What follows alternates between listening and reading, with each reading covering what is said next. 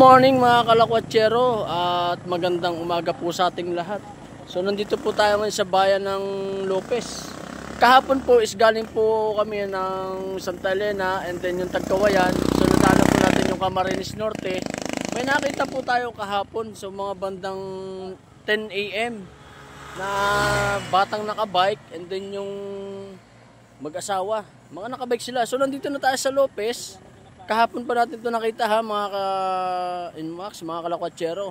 So ngayon is 8 AM, araw na ng Huwebes. Andito sila sa nakita ko sila. So na-overtaken ko sila mga kalakwatsero, mga ka-Inmax. Tumigil tayo. Ay, tanungin natin and then bigyan natin ng kaunting maabutan man lang kung anong maibigay sa kanila ng mga kalakwatsero. Kawawa naman, kasama yung pamilya, kasama yung asawa.